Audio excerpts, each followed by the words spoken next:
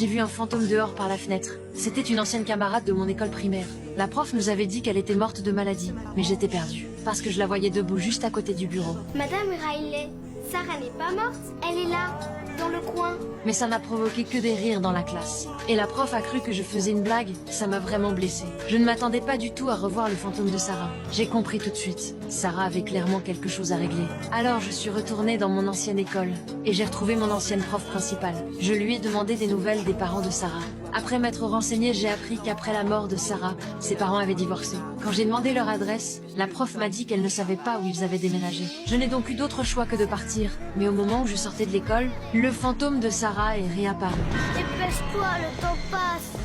Puis il a disparu. De retour à la boutique, je me suis plainte à mon meilleur ami en disant que j'avais cherché partout, mais que je n'arrivais pas à retrouver Sarah. Je ne comprenais pas pourquoi Sarah continuait à m'éviter. Mon ami m'a dit qu'elle était peut-être juste timide.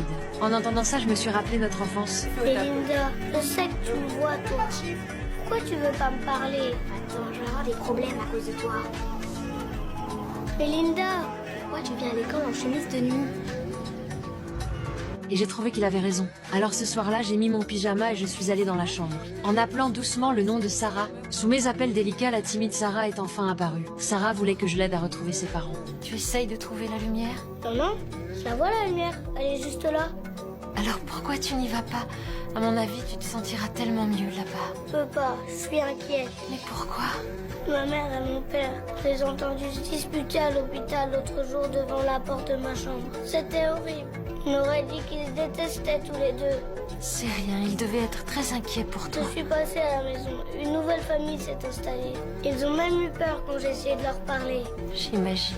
Et puis moi, j'ai pas envie d'aller dans la lumière tant que je sais pas où sont mes parents. J'ai de moins en moins de temps. Comment il s'appelle? Jacques et Grace. Le lendemain, j'ai retrouvé le père de Sarah et je lui ai parlé de Sarah, mais il ne m'a pas cru. Il m'a demandé de partir immédiatement, mais à ce moment précis, l'ascenseur est soudainement tombé en panne. Peu importe combien de fois il appuyait sur les boutons, il n'y avait aucune réaction. Puis Sarah est apparue sur l'écran de télévision. Sarah a dit que son père savait que les cookies étaient ce qu'elle préférait. Il l'appelait toujours son petit Cookie Monster. Je lui ai tout raconté, et son père a fini par me croire. À travers notre discussion, j'ai appris que lui et la mère de Sarah Grace s'aimaient profondément, mais depuis la mort de leur fille, ils vivaient dans la douleur. Et se sont séparés peu de temps après. Maintenant, ils ne savaient absolument pas où était Grace. Mais Sarah m'a alors dit que ma mère pourrait le savoir. Peut-être que ta maman le sait. Comment ça? Ta mère et la mienne sont amies. Elles étaient au lycée ensemble. Pourquoi tu lui demandes pas?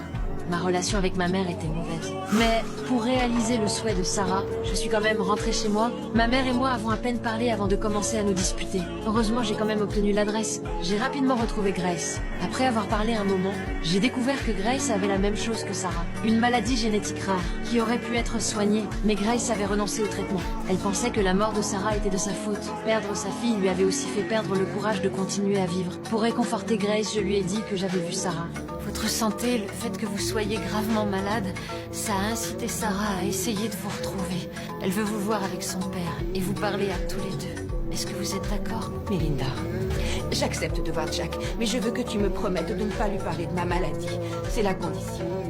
Puis grâce à ce que j'ai organisé, les parents de Sarah se sont revus. Sarah m'a demandé avec excitation de leur transmettre, qu'elle voulait savoir s'ils étaient encore en colère, et s'ils s'aimaient toujours, mais à ce moment précis, Sarah a soudain senti que sa mère avait la même maladie qu'elle. Elle m'a demandé de le dire à son père, ce qui m'a mise dans une situation très difficile. Et Grace a vu l'expression sur mon visage, inquiète que sa maladie soit révélée. Elle a voulu partir, mais Sarah l'a arrêtée. Sarah a fait tomber son sac par terre. Les flacons de médicaments se sont éparpillés partout. En voyant les médicaments sur le sol, le père de Sarah a tout compris. Depuis quand le sais-tu? Depuis l'an dernier? Pourquoi tu me l'as pas dit? Je ne voulais pas que tu veuilles quelqu'un que tu aimes. Tu mérites de vivre heureux maintenant. Heureux? Les seuls moments où j'ai été heureux, c'était avec toi.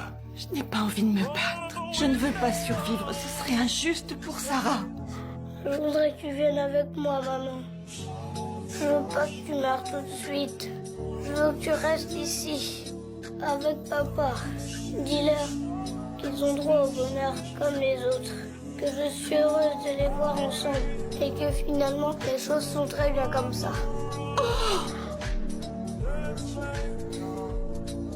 Sarah, tu seras toujours avec nous. On ne t'oubliera jamais, Cookie. Au revoir, mon bébé. Je t'aime tant, ma chérie.